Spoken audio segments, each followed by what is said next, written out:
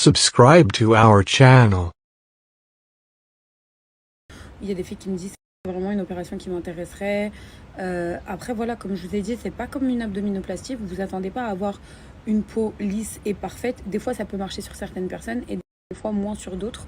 Tout dépend de votre relâchement cutané. Donc vraiment, prenez le temps de vous renseigner. Je vous ai mis de toute façon l'Instagram, vous pouvez contacter directement. Prenez le temps de vous renseigner, envoyez vos photos, faites-les analyser par le chirurgien.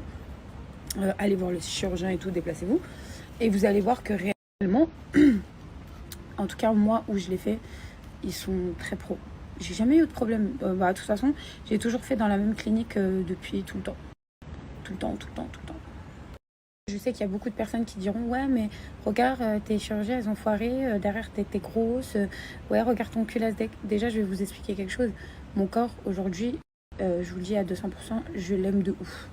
Chose que j'ai toujours aimé avec ma grosse poitrine et tout. Après avec les réseaux j'ai commencé à complexer avec les anciennes relations. Alors là ça m'a complètement détruite. Mais derrière aujourd'hui je me suis créé un corps.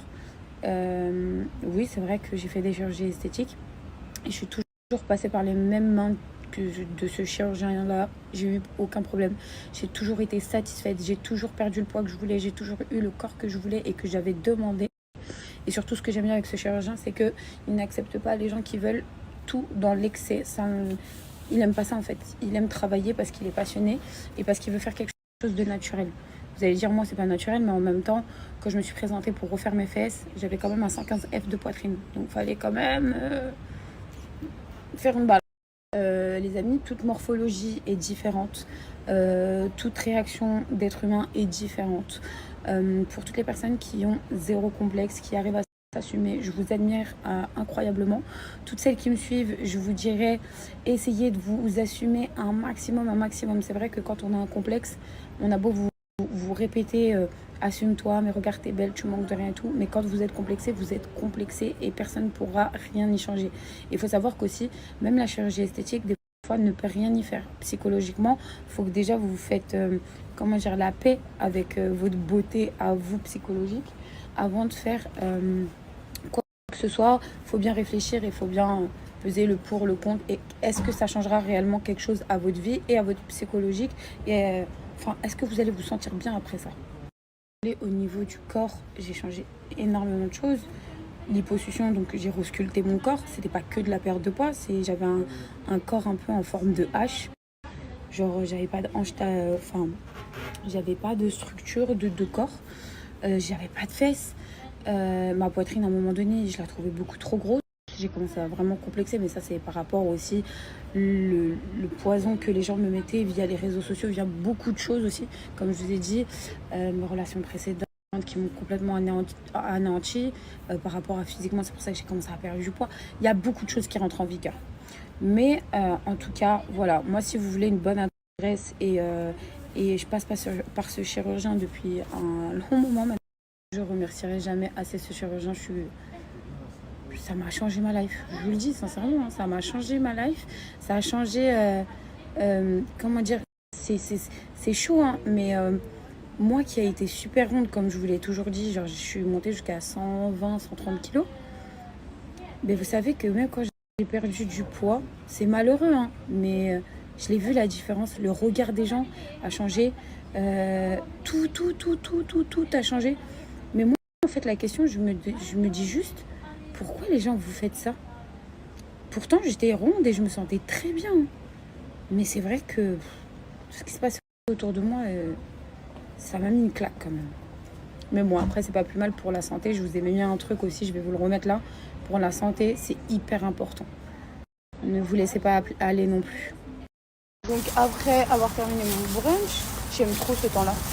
Là, je suis partie faire un petit tour sur des magasins. Passer le temps. Il fait bon de ouf parce que lui il a pas touché ma voiture en sortant. C'est bon. Oui. Bah bien éclaté la boutique.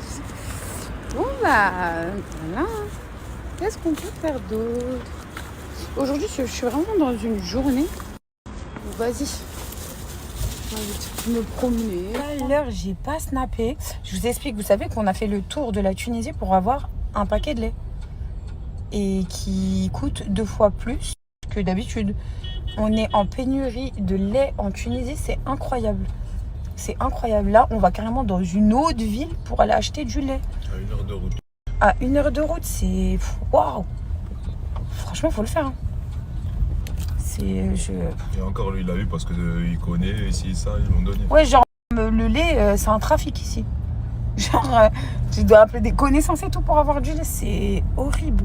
C'est horrible. Inch'Allah que la situation, elle se débloque à Tunis. Mais... Oh, ah ouais, frère, se battre pour un paquet de lait. Surtout, moi, ce qui me fait mal au cœur, c'est que je vous jure que... Le beurre, il faut pas chercher déjà. Comme, pourquoi? Il y en a pas. Ah oui, le beurre, il Il y n'y en a a pas du tout. Ah oui, c'est vrai. Mon frère, il est venu de Dubaï avec du beurre, s'il vous plaît. Il fait un truc de ouf. T'as dit quoi? Eh, c'est bon parce que j'ai épargné notre embrouille d'hier sur Snap et que j'en ai pas parlé, que j'ai arrêté de faire la gueule. Hein? Moi, je m'en fous, perso, je suis fraîche. Voilà. J'ai très confiance en moi comme fille. Je suis un bonbon. Une délicatesse. Ma bonne. Voilà. Oui, parce que comme vous avez pu le remarquer, hier, j'étais très énervée. Parce que encore Mehdi a fait des siennes. T'as quelque chose à dire? T'as quelque chose à dire? Hein? Parce que... Ouais.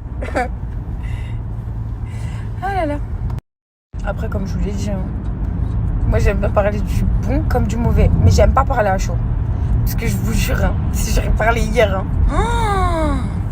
Oh mon Dieu. Oh mon Dieu. Oh mon Dieu. Ah là là là là là là.